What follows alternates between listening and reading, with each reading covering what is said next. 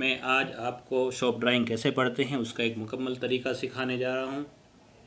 ये तरीका सभी तरह की शॉप ड्राइंग के लिए एप्लीकेबल होगा, चाहे वो डक्टिंग की ड्राइंग हो, plumbing, fire fighting, electrical, architect और सिविल, कोई भी ड्राइंग शॉप ड्राइंग हो। इस तरीके को फॉलो करते हुए आप आसानी से हर शॉप ड्राइंग को पढ़ सकते हैं।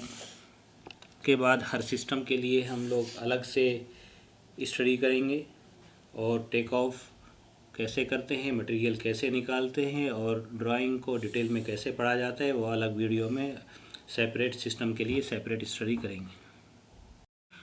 आपकी स्क्रीन पे एक सैम्पल शॉप ड्राइंग दिखाई गई है, जिसकी मदद से मैं आपको शॉप ड्राइंग कैसे पढ़ते हैं एक्सप्लेन करूँगा।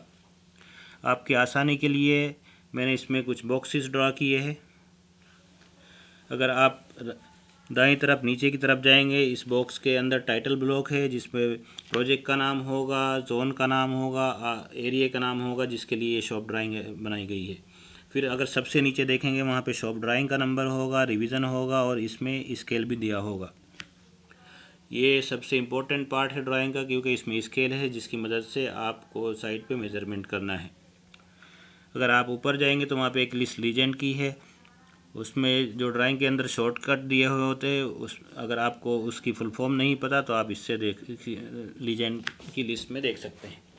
अगर इससे ऊपर जाएंगे तो कुछ नोट्स है जो आपको इंस्टॉलेशन के टाइम में फॉलो करने हैं।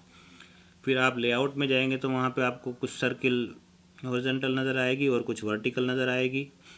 ये सर्किल एक्सिस होती है। अगर आप इनसे स्ट्रेट लाइन ड्रा करेंगे दोनों एक्सिस से, तो जो आपका इंटरसेक्शन आएगा वो आपकी लोकेशन बता देगा। यानी अगर आपको किसी को बताना है कि ये रूम कहाँ है, तो आप दो इधर से एक लाइन ड्रा कीजिए, इधर से एक लाइन ड्रा कीजिए, जो इंटरसेक्शन होगा आप बता सकते हैं। एक्सिस 5 एंड वाई एक्सिस 5 का जो इंटरसेक्शन है वहाँ पे ये रूम लोकेट है।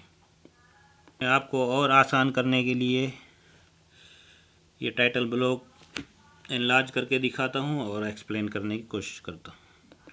ये आपके सामने मैंने टाइटल ब्लॉक को बड़ा कर दिया है, तो यहाँ पे आप देख सकते हैं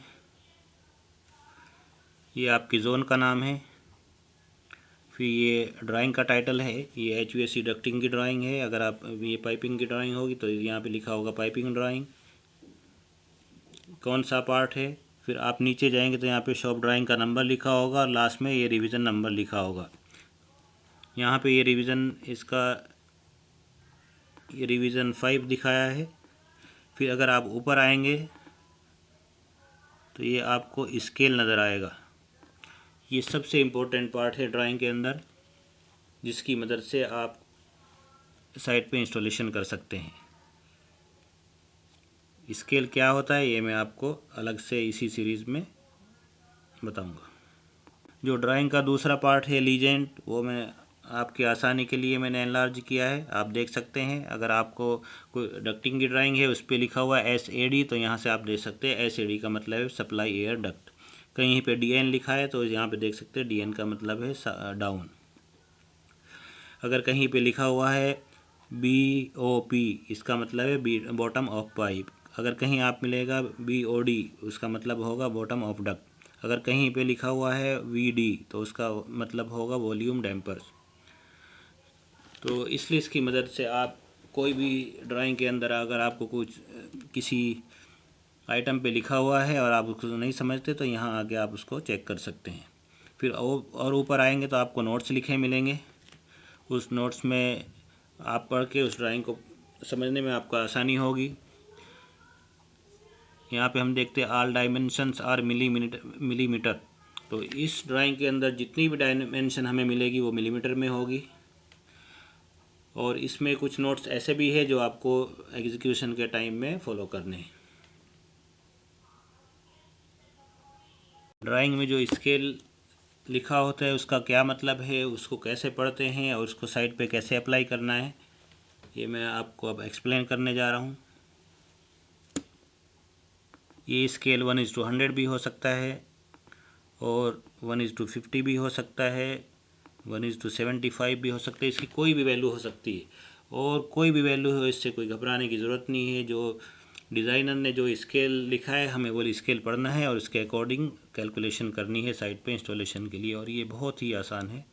स्केल का मतलब होता है जो हमारी ड्राइंग में जो यूनिट दिया होता है, अगर स्केल 1:100 है तो अगर हमारी ड्राइंग में कोई लेंथ 1 सेंटीमीटर है तो एक्चुअल साइड पे ये इसकी 100 टाइम होगी, यानी 100 सेंटीमीटर होगी।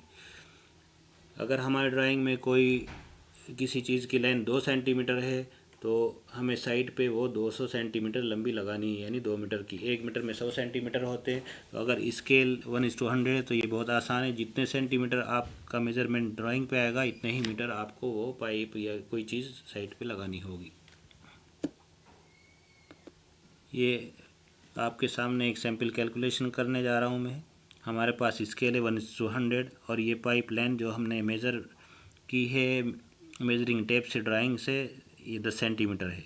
तो इसको साइड पे एक्चुअल लेंथ कैलकुलेशन करने के लिए क्या करेंगे, सबसे पहले हम लोग जो स्केल है वो लिखेंगे। हमारे पास स्केल है 1:100, सो हम 100 लिखेंगे, फिर मल्टीप्लिकेशन का साइन लगाएंगे। उसके बाद कितनी लेंथ हमारे पास मेज़रमेंट में आ रही है वो लिखेंगे। ये 10 सेंटीमीटर है तो हमारे पास ही इसका ये टोटल आ गया 1000 सेंटीमीटर और 10 मीटर। अगर हमारे पास स्केल 1:100 है और किसी चीज़ की लेंथ हमारे पास 10 सेंटीमीटर आ रही है तो उस एक्चुअल लेंथ साइड पे कितनी होगी, 10 मीटर होगी। ये डिफरेंट लेंथ हो सकती है जितनी भी आपके पास। अगर ये 12 मीटर है, 15 मीटर है तो आप यहाँ पे 12 या 15 लिखें और जो आपको कैलकुलेशन के बाद में आंसर आएगा इतने मीटर आपको साइड पे फॉलो करना है।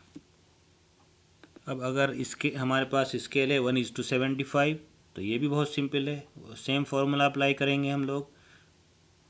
सबसे पहले जो स्केल है वो लिखेंगे, उसके बाद मेज़रमेंट में कितनी लेंथ आई है वो लिखेंगे। हमारे पास ये 10 सेंटीमीटर है तो इसमें लिखेंगे 10 सेंटीमीटर। अगर ये आपका कोई चीज़ जो ड्राइंग में आपने नापी है वो 15 सेंटीमीटर हो, 20 सेंटीमीटर हो या 2 सेंटीमीटर हो, जितनी भी उसकी वैल्यू है वो लिख सकते हैं आप, और इसको आपस में मल्टीप्लाई करेंगे तो उसका जो आंसर आएगा वो आपकी एक्चुअल लेंथ साइड पे होगी। यानी इस शॉप ड्राइंग के ऊपर अगर आप मीटर से नाप रहे हैं, आपकी ये लेंथ, इस पाइप की लेंथ यहाँ से यहाँ तक 10 सेंटीमीटर आ रही है और आपके पास स्केल है 75, तो आप कैलकुलेशन करके आपको क्या पता चला कि ये एक्चुअल पाइप जो हमें साइड पे लगाना है 7.5 मीटर है। मैं आपको एक और मिसाल समझाता हूँ। हमारे पास ये कॉलम है और हमें इसके पास इस पाइप की इंस्टॉलेशन करनी है। तो इंस्टॉलेशन से पहले ये पाइप कहाँ पे लगेगा उसको लोकेट करना है। तो हम लोग इस कॉलम से मेज़रमेंट लेंगे, ड्राइंग पे देखेंगे, ड्राइंग पे नापने पे हमारे इस कॉलम और पाइप के बीच में 2 सेंटीमीटर डिस्टेंस आ रहा है। तो हम इसी तरीके से कैलकुलेशन करेंगे। हमारे पास स्केल है 1:100, 100 × 2 = 200 centimetre and equal to 2 metre. 1 metre में 100 सेंटीमीटर होता है। तो इस तरीके से हमारे पास, यानी इस पाइप का इस कॉलम से जो फासला है, जो डिस्टेंस है वो 2 मीटर होगा। तो जब साइड पे हम इंस्टॉलेशन करने के लिए जाएंगे तो जो हम लाइन बनाएंगे इस पाइप के इंस्टॉलेशन के लिए स्लैब पे, वो इस कॉलम से 2 मीटर मेज़रमेंट लेके वो लाइन बनाएंगे। तो इसी तरीके से कोई भी डिस्टेंस आपको जो साइट पे इंस्टॉलेशन के लिए कैलकुलेट करना है, आप उसका ड्राइंग का स्केल देखें, फिर मेजरिंग टेप से शॉप ड्राइंग पे मेज़रमेंट करें। उसमें जितना सेंटीमीटर या मिलीमीटर कोई भी यूनिट आता है आप इस फॉर्मूले में लिखें। सबसे पहले जो स्केल है उसको लिखें, उसके बाद जो आपके पास यूनिट आया है उसको लिखें और उसको मल्टीप्लाई कर दें। जितना टोटल आएगा वो आपका साइड पे डिस्टेंस होगा जो आपको लगाना है। शॉप ड्राइंग पढ़ने के लिए एक और बहुत अहम और इम्पोर्टेंट टॉपिक है invert level and bottom of duct. Piping के लिए हम लोग यूज़ करते हैं इन्वर्ट लेवल और डक्टिंग के लिए बॉटम ऑफ डक्ट यूज़ किया जाता है। इस ड्राइंग की मदद से चलो समझते हैं बॉटम ऑफ डक्ट क्या होता है और इसे कैसे यूज़ किया जाता है। इस ड्राइंग में आप लोग देख सकते हैं कि एक FCU से एक डक्ट कनेक्ट है। इस डक्ट का साइज़ है 500x400 और बॉटम ऑफ डक्ट दिया है 3000 mm। आपको समझाने के लिए मैंने इसका एक सेक्शन बनाया है जिसमें डक्ट की ऊपर वाली और नीचे वाली साइड है 500 mm की है और बराबर वाली साइड है 400 mm की है, और नीचे एक लाइन ड्रा की है जो फिनिश फ्लोर लेवल को दिखाती है। जैसा कि इस ड्राइंग का बॉटम ऑफ डक्ट दिया हुआ है 3000 mm, तो इसका मतलब ये है कि डक्ट की जो नीचे वाली साइड है और उसके और फिनिश फ्लोर लेवल के बीच में जो हाइट और जो फासला है, जो डिस्टेंस है वो 3000 mm का है। इसका मतलब ये हुआ कि बॉटम ऑफ डक्ट का मतलब ये है कि जो डक्ट की नीचे वाली साइड है उसके और फिनिश फ्लोर लेवल के बीच में जो हाइट होती है वो उसका बॉटम ऑफ डक्ट होता है। पिक्चर की मदद से और क्लियरली समझा जा सकता है बॉटम ऑफ डक्ट क्या होता है। इस पिक्चर में एक डक्ट है जिसका बॉटम ऑफ डक्ट दिया हुआ है 3000 mm और नीचे एक फिनिश फ्लोर लेवल की लाइन ड्रा की हुई है। तो इससे हम समझ सकते हैं कि डक्ट के बॉटम से लेकर फिनिश फ्लोर लेवल तक जो हाइट है वो उसका बॉटम ऑफ डक्ट है। पाइपिंग के लिए हम इन्वर्ट लेवल या बॉटम ऑफ पाइप का यूज़ करते हैं। आपके सामने ये एक शॉप ड्राइंग है जिसमें चिल वाटर पाइप दिखाया गया है। इस पाइप का डायमीटर 80 mm है और बॉटम ऑफ पाइप 2600 mm लिखा है। बॉटम ऑफ पाइप हो या इन्वर्ट लेवल हो, दोनों सेम ही चीज़ होती है। तो आपको समझाने के लिए मैंने इस पाइप का एक सेक्शन ड्रा किया है। ये पाइप का टॉप वाला हिस्सा है, ये नीचे वाला हिस्सा है और नीचे जो लाइन ड्रा की है ये फिनिश फ्लोर लेवल की लाइन है। जैसा कि इस पाइप का बॉटम ऑफ पाइप लिखा है 2600 mm, तो इसका मतलब ये है कि फिनिश फ्लोर और पाइप के बॉटम के बीच में जो हाइट है वो 2600 mm है। इसका मतलब ये हुआ कि किसी भी पाइप के बॉटम और फिनिश फ्लोर लेवल के बीच में जो हाइट होती है वो उसका इन्वर्ट लेवल या बॉटम ऑफ पाइप होता है। अगर आपकी ड्राइंग में कहीं किसी पाइप का इन्वर्ट लेवल 2.5 मीटर दिया हुआ है, इसका मतलब ये होगा कि आपको जो पाइप इंस्टॉल करना है, इंस्टॉल करते वक्त उस पाइप का बॉटम आपको फिनिश फ्लोर लेवल से 2.5 मीटर ऊपर रखना होगा।